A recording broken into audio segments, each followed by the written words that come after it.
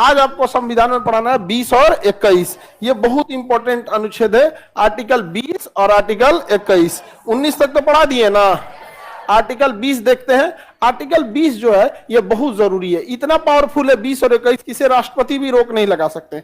जैसे इमरजेंसी के टाइम पर जैसे हमारे मूल अधिकार को रोक दिया जाता है, अभिव्यक्ति की आजादी, घूमने फिरने की आजादी रोक दी जाती है, लेकिन 20 और 21 इतना पावरफुल है जिसे कभी नहीं रोका जा सकता। पूरे संविधान में सबसे पावरफुल आर्टिकल है आर्टिकल 20 और 21। ये चाहे राष्ट्रपति हो, चाहे संसद हो, चाहे इमरजेंसी हो, कभी इसे रोका नहीं जा सकता। तो आखिर इस दूसरा 20 में है क्या? कोई ना कोई खतरनाक चीज हो जाएगा आर्टिकल 20 में। तो 20 में क्या कहा है कि एक गलती की एक सजा होनी चाहिए, एक गलती की एक सजा, और सजा उस समय के कानून के अनुसार, सजा उस समय के कानून की। तो बताइए, एक गलती की एक अपराध एक सजा, एक सजा, एक अपराध एक सजा। अब इसमें क्या चीज है भैया? इसका मतलब कि कई बार ऐसा होता है कि आप कोई ऐसा अपराध कर दिए, सोशल मीडिया का जमाना है, बड़ी तेजी से कोई चीजें फैल जाती हैं, तो आपके विरुद्ध एगो केस हो गया बंगाल में, एगो केस हो गया आगरा में, एगो हो गया जम्मू कश्मीर में, लाइने से 20 गो केस हो गया, आदमी एक के है, तो क्या होगा? 20 जगह घुमाते फिराते रहिएगा तो उसको क्लब कर दिया जाएगा या मर्ज कर दिया जाएगा। अपराध एक ही है, चाहे 10 जगह हुआ, सजा एक ही होगा। उसका एक और पहलू है कि सपोज कीजिए आपने कोई अपराध किया, आपको 5 साल जेल हो गया, आप वापस आ गए जेल की सजा काट के, फिर आप सड़क पे घूमते हुए पुलिस को मिले, पुलिस फिर उठा के पुलिस पकड़ के टांग दिए, अरे तुम ही तो मर्डर किया था 5 साल पहले, चल चल चल चल, फिर मुकदमा चला दिया, तब दिक्कत हो जाएगा ना। तो जब आप अपनी सजा कंप्लीट कर दिए हैं तब आप दोष मुक्त हो गए, अब आपको एक सामान्य जीवन जीने की आजादी होगी। यही कारण है कि जब अपराधी को पुलिस पकड़ती है तो उसके चेहरे को ढक देती है, इसलिए कि जब उसको सजा सुनाया जाएगा तो जरूरी नहीं कि वो अपराधी घोषित हो, जरूरी नहीं कि वो अपराधी घोषित हो, सबूत गवाह क्या मायने रखते हैं यहाँ पर। लेकिन अगर वो अपराधी साबित हो भी गया, जब वो सजा काटेगा और बाद में जब निकलेगा तो समाज में उसे घुल मिल कर दोबारा जीवन जीने में तकलीफ नहीं होगी। तो एक गलती की कितनी सजा? आगे बढ़े, एक गलती की एक सजा। ये तो समझ में आ गया? दोबारा होगा? जैसे मान के चलिए आपने चोरी किया और आपको 2 महीने की सजा हो गई। अब जैसे 2 महीने की सजा कंप्लीट हो गई ना, अब आपको कोई कुछ नहीं करेगा, जज के सामने जाके इसे कुछ नहीं, हाँ सजा काट लिया हम, कुछ नहीं होगा, कुछ नहीं करेंगे जज साहब। दोबारा करेंगे कोर्ट के अंदर कैसे आया बिना पूछे, इसको 2 दिन के लिए फिर भेज दो, वो एक अलग अपराध है। लेकिन ऐसा नहीं कि आपको दोबारा सजा हो गया, यहाँ पे जाके उनको गुड मॉर्निंग कहिएगा तो भी कुछ नहीं करेंगे, गुड मॉर्निंग हो गया। एक गलती की एक सजा, उसी व्यक्ति को दोबारा उसके लिए सजा नहीं सुना सकता।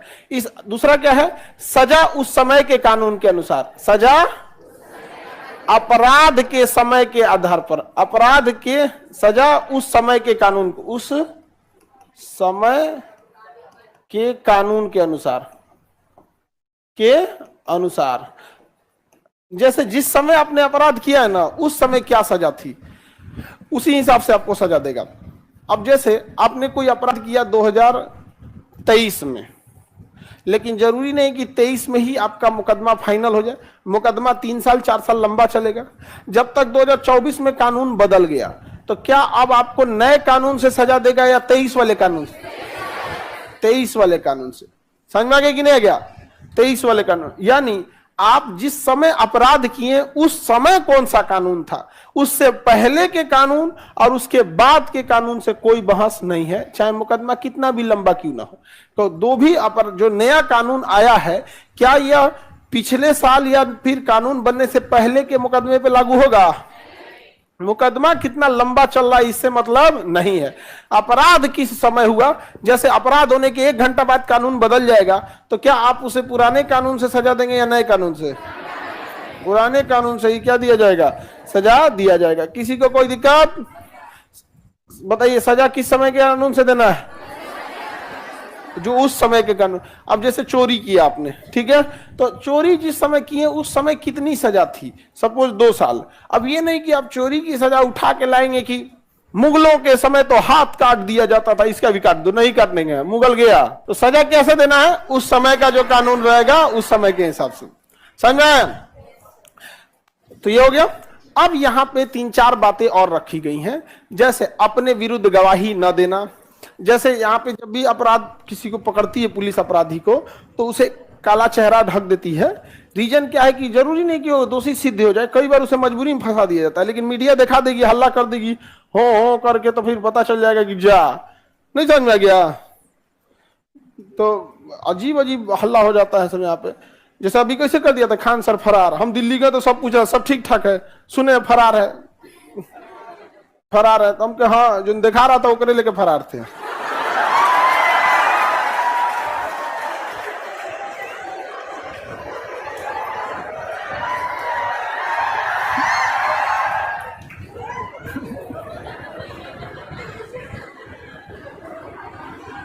आगे बढ़े, बिना मतलब नहीं देखते हैं, फरार तरह कुछ भी लिख देता है यहाँ पे, हल्ला हो जाएगा तो बेचारा का जीवन मुश्किल हो जाएगा यहाँ पे। इसी में एक और चीज बोल रहा है कि अगर किसी व्यक्ति को सजा दे भी दिए ना, तो दोष सिद्ध होने के बाद भी उसका संरक्षण करना है। जैसे अगर आपने उसे 2 महीने की सजा दे दी, वो इसी के अंदर आपको एज्यूम करना है सजा उसमें, कि जैसे आपने किसी व्यक्ति को सजा दे दिया, 2 महीने की सजा हो गई, अब 2 महीने की सजा दे दी, वो इसी के अंदर आपको एज्यूम करना है सजा उसमें, कि जैसे आपने किसी व्यक्ति को सजा दे दिया, 2 महीने की सजा हो गई, अब 2 महीना तक उसको मानव जैसा व्यवहार करना है जेल में। ये नहीं कि अब उसको सजा हो गई तो खनवे मत दो, गरियाओ उसको, मारो पीटो, ऐसा कुछ नहीं कर सकते। इसीलिए जेल जो होता है वो पुलिस के अंडर में नहीं होता है, कोर्ट के अंदर में होता है। जेलर तो देख रेख करने के लिए, वहां पे अंडर में किसके होता है, कोर्ट के। किसको अंदर ले जाना ये कोर्ट लिख के देगा, और कौन बाहर ले गया आएगा वो भी कोर्ट में लिख के देगा यहाँ पे। और देख रेख के लिए कौन होता है, जेलर। क्या जेलर छुट्टी दे देंगे किसी को, जाओ पर 3 दिन बाद हो? हाँ,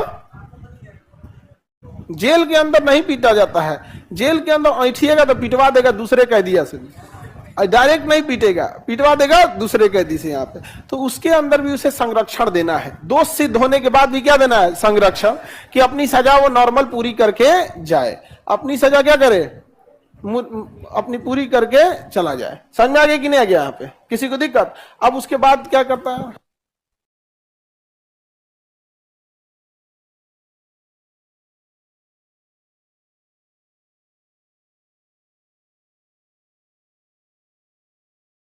आगे बढ़ते हैं।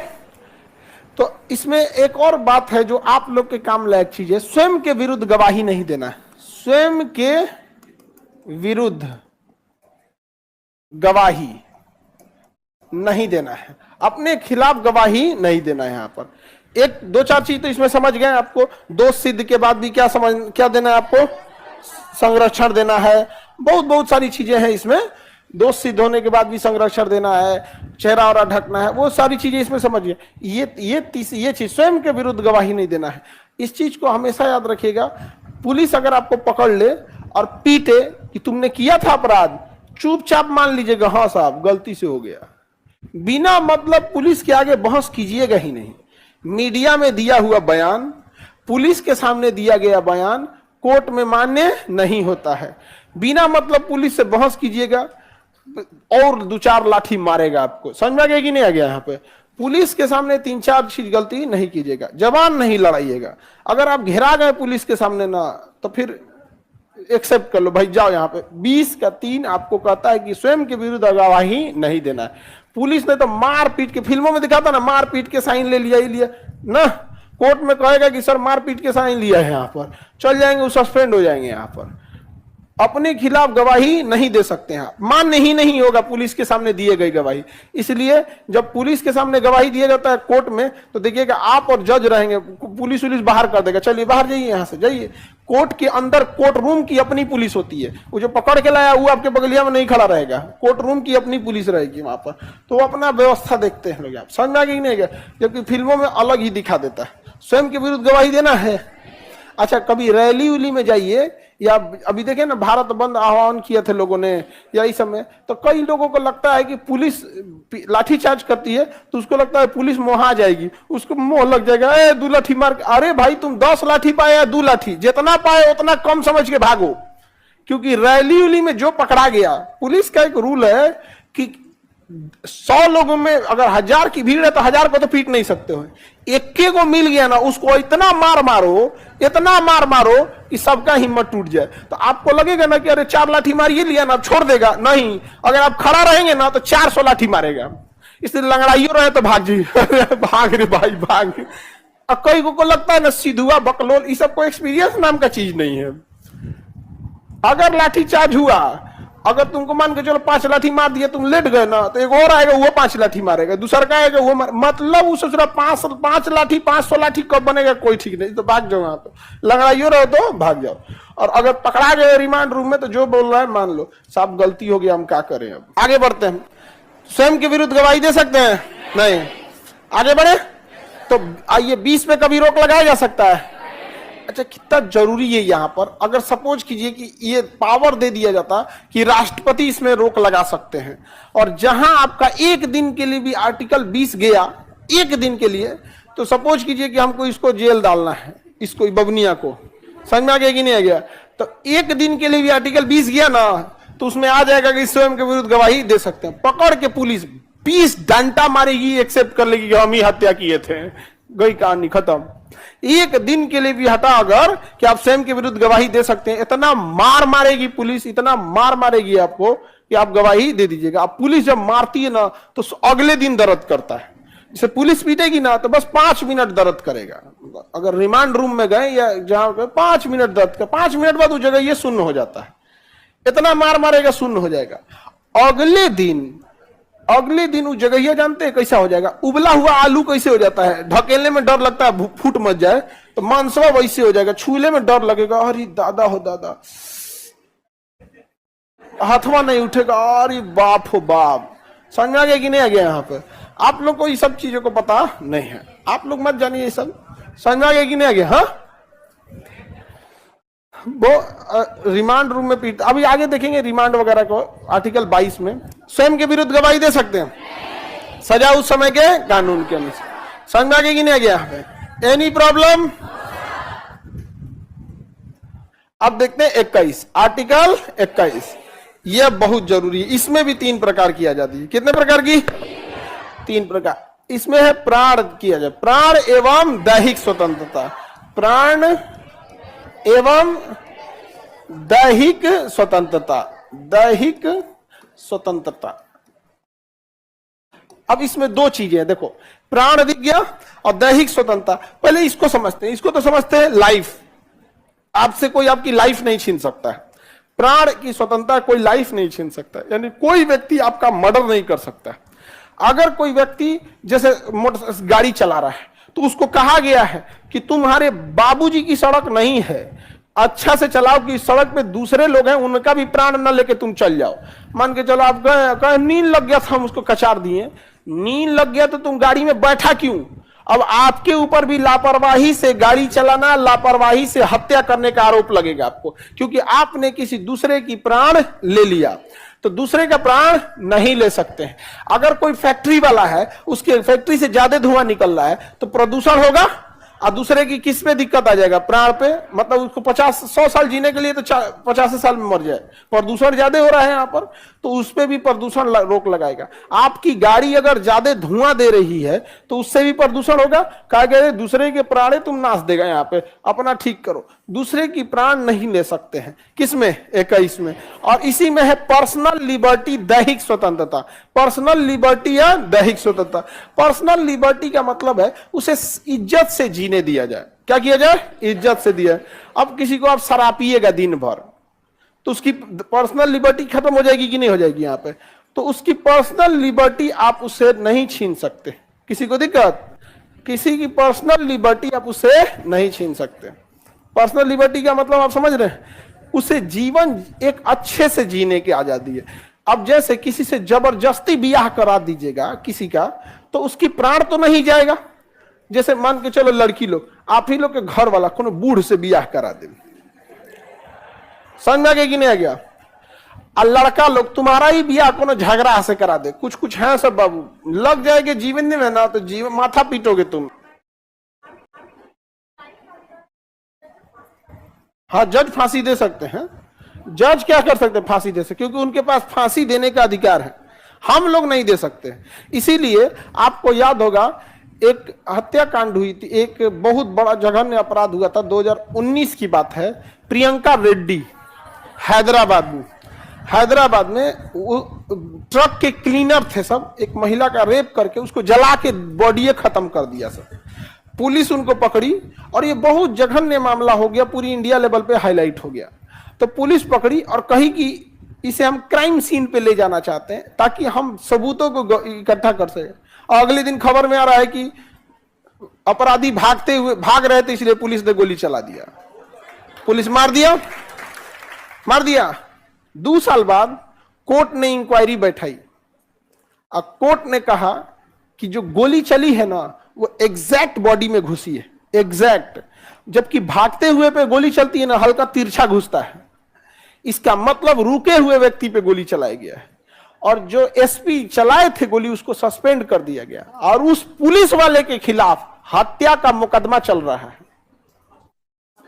रीजन क्या है कि अगर आप ये पुलिस वालों को अधिकार दे दीजिएगा तो ये बात समझिए कि 90% केस में वो लोग क्रिमिनल को मारेगा, 10% ऐसा भी मामला आएगा जब किसी निर्दोष को मार देगा।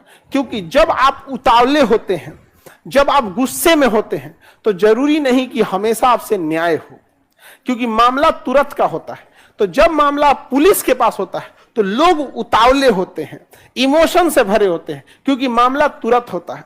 लेकिन जब वही मामला एफआईआर वगैरह चार्जशीट बन के डायरी बन के 90 दिन बाद कोर्ट में पहुंचता है तो इमोशन, उतावलापन, गुस्सा अब ठंडा हो चुका रहता है, दोनों पक्ष की बात सुनी जाती है। इसलिए अगर आप यह अधिकार पुलिस को दे देंगे तो न्याय तो होगा, लेकिन कुछ मामले में ऐसा भी हो जाएगा कि वो किसी को मार देगा सब, क्योंकि सारे लोग एक जैसे नहीं होते।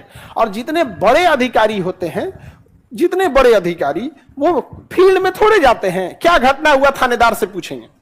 आपको क्या लगता है कि बिहार के कोई डीजीपी होंगे, कोई घटना हुआ तो क्या जमीन पे आके जांच करेंगे? वो अपने नीचे एडीजी को बोलेंगे, वो आईजी को बोलेंगे, आईजी डीआईजी को बोलेंगे, डीआईजी एसपी को बोलेंगे, एसपी डीएसपी को बोलेंगे, डीएसपी दरोगा को बोलेंगे और वो जांच करके बता हाँ सर यही व्यक्ति अपराधी है, वो रिपोर्ट लगा के भेज दिया, वो मान लिए। राजा को आंख नहीं होता है, उसको कुछ नहीं दिखता है, उसका कान होता है, कान कौन चीज सुना रहा है, पता चला उसी में कोनो कह दिया हाँ सर मार दीजिए इसको, मार देगा गोली। समझ में आ रहा है कि नहीं आ रहा है यहाँ पे? तो कोर्ट ही आपकी प्राण ले सकती है, दूसरा कोई व्यक्ति आपका प्राण नहीं ले सकता। पर्सनल लिबर्टी में आपका कोई जबरदस्ती ब्याह नहीं करा सकता है। ये क्या है? पर्सनल लिबर्टी, दैहिक स्वतंत्रता। कौन बुढ़ा से ब्याह हो जाएगा तो आप लोग रह जाइएगा जी अजबे टाइप के लोग, बाप बाप, ऐसे दिमाग खराब होगा यहाँ पे। हो जाता है पहले, अब तो अब घट गया ये सब चीज यहाँ पे।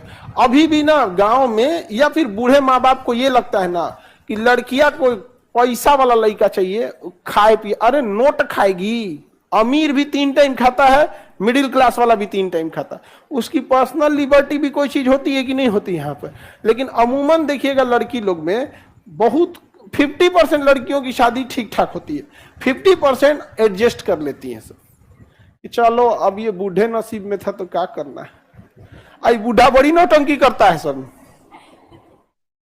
हाँ बहुत खचरा होता है तो बूढ़ा सब सोचेगा से पैर दबाए, नहीं समझ आ गया, गला भी दबा दो, नहीं पूछ रहा है कि स्वामी पैर दर्द कर रहा है दबा दे, हे स्वामी गर्दन भी दर्द कर रहा है, हाँ, स्वामी।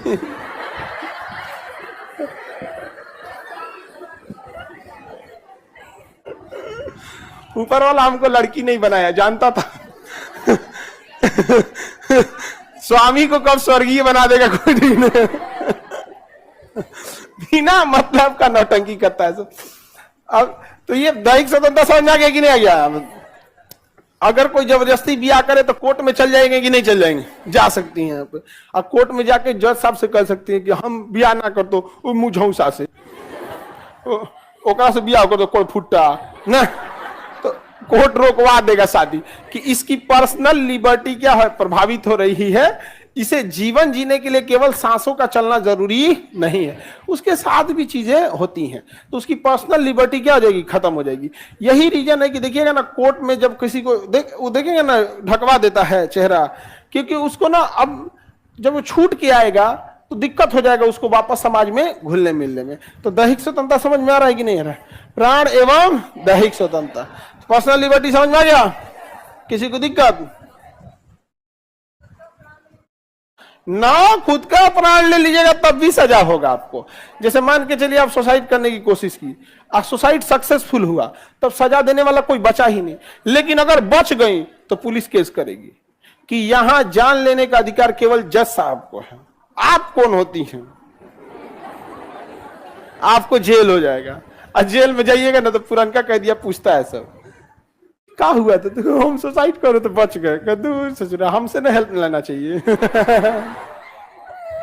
सुसाइड कर सकते हैं नहीं, क्योंकि आप अपनी जान भी नहीं ले सकते। किसमें? इसी में है निजता का अधिकार। निजता, निजता यानी प्राइवेसी, प्राइवेसी। इसी अधिकार के तहत आपसे कोई जबरदस्ती आपकी प्राइवेसी वाली चीज नहीं पूछ सकता है। समझ में आ गया कि नहीं? ये 2017 में जोड़ा था, 2017 के आसपास इसको जोड़ा गया था। यहाँ पर कोई मैटर था, उसी में जोड़ दिया। यानी अगर आपका कोई पासवर्ड मांगना चाहे तो नहीं मांग सकता, आप मना कर सकते हैं, नहीं देंगे हम आपसे। समझ में आ गया? चाहे हस्बैंड वाइफ में ही क्यों ना हो, हस्बैंड वाइफ में कोई पासवर्ड तो नहीं देंगे, मना कर सकते हैं। बाद में उस बेसिस पे वो डिवोर्स फाइल कर दे, वो अलग बात है। आपका रिश्ता खराब हो जाए, वो अलग बात है, लेकिन पासवर्ड नहीं दे सकते आप। अरविंद केजरीवाल का मोबाइल पकड़ लिया ईडी, पूछ रही पासवर्ड क्या है? तो अरविंद केजरीवाल कहेगा क्या ईडी बनेगा रे तुम, आर्टिकल 21 भी नहीं पढ़ा तुम। यहाँ पे निजता का अधिकार है, हम काय को बताने जाएंगे। और आईफोन है, उसका पासवर्ड भी नहीं खुलता है। हमरा तो लॉक मार दिए तो 6 महीना बाद उका, तो 6 महीने बाद 4 बार 5 बार ट्राई मारे, तो एक बार कह रहा 5 मिनट बाद अब ट्राई मार सकते हो। फिर हम दोबारा सोचे ये तो नहीं है, तो कह रहा कि अब 1 घंटा बाद, तो उसके बाद कहे तो 1 महीना कर दिया, और 3-4 बार के तो 6 महीना लॉक कर दिया। जा 6 महीना इंतजार किए थे हम, उसको खुलवाएंगे पासवर्ड, उसके बाद फिर दुकान पे भेज के उसका पासवर्ड तोड़वाएं। उसकी खासियत जानते हैं क्या? अगर आपने पासवर्ड ब्रीच कर दिया, किसी हैकर के माध्यम से पासवर्ड तोड़ दिया, तो उस मोबाइल में चाहे जितनी भी चीजें हैं सब का सब डिलीट ऑटोमेटिक हो जाएगी, एकदम नया की तरह हो जाएगा। अब ईडी परेशान है कि भैया उसका पासवर्ड बताने वाला आदमी है नहीं, और अगर तोड़वाएं तो उसमें क्या है मोबाइल में सब डिलीट हो जाएगा। यहाँ पर समझ में आ गया कि नहीं आ गया? तो प्राइवेसी है। और आजकल का लड़का आईफोन लेके घूम रहा है, अरे सोच रहा है ईएमआई पे आईफोन लेके दिखा रहा है। अरे दादा हो दादा, क्या तुम लोग गुंडा बनेगा जी? ईएमआई पे आईफोन लेके भाज रहा है, समझ में आ रहा है कि नहीं आ रहा है? 10,000 जमा कर दिया है, ईएमआई का किस्त बना लिया, क्या तो आईफोन लेके घूम रहे हैं आप। अब मिरर सेल्फी में, अच्छा मिरर में भी सेल्फी होता है आईफोन दिखाने के लिए ना, मत पूछो। यहाँ पर निजता का अधिकार समझ में आ गया? प्राइवेसी, प्राइवेसी ये बहुत जरूरी है। अच्छा 20 और 21 को कभी रोका भी नहीं जा सकता, रोका जा सकता है? तो आप लोग के पास प्राइवेसी का अधिकार है कि नहीं है? आप लोग चाहे तो पासवर्ड नहीं बता सकते, कोई दिक्कत? हाँ, कोई कैदी भी प्राइवेसी का अधिकार रख सकते, हाँ नहीं निकाल सकते इंफॉर्मेशन। आपको सबूत जुटाना पड़ेगा। जैसे कोई कैदी है, पता चला यहीं पे मर्डर किया था इसी क्लासरूम के पास, तो आप उससे ये कह सकते हैं कि कहां पे मर्डर हुआ था, यहाँ पर क्राइम सीन के पास। अब जब यहाँ मर्डर किया होगा ना, अब आपको कह दिया, अब तो पता चल गया अच्छा यहाँ मर्डर किया, तो फोरेंसिक वाले को ले आके देखना पड़ेगा, कुंडी पकड़ा होगा, दरवाजा पकड़ा होगा, नीचे फुटप्रिंट होगा, या हाथ का फिंगरप्रिंट होगा, या बाल वगैरह गिरा होगा तो डीएनए वगैरह। अब आपको उसकी मदद से एविडेंस जुटाना होगा। अपराध से सजा नहीं होती है, सजा होती है एविडेंस के आधार पर। कई बार कोर्ट सबूत गवाह से मुक्त कर देता है, कहता है कि एविडेंस नहीं है तो हम कहां से लाएं यहाँ पर, क्योंकि उसके पास प्राइवेसी है। आपको प्राइवेसी के थ्रू वो प्राइवेसी बताएगा ही नहीं यहाँ पर, तो क्या करना पड़ेगा? एविडेंस। यही वजह है कि आप किसी का नार्को टेस्ट या फिर आप उसका पोलियोग्राफिक टेस्ट नहीं कर सकते, उसके लिए कुछ प्रोसीजर है, कोर्ट कहेगा तब करना होगा। नार्को टेस्ट में एक इंजेक्शन होता है सोडियम पेंटोथेन, वो आपको इंजेक्शन लगा देगा, आपको अपने दिमाग से थोड़ा थोड़ा कंट्रोल कम हो जाएगा।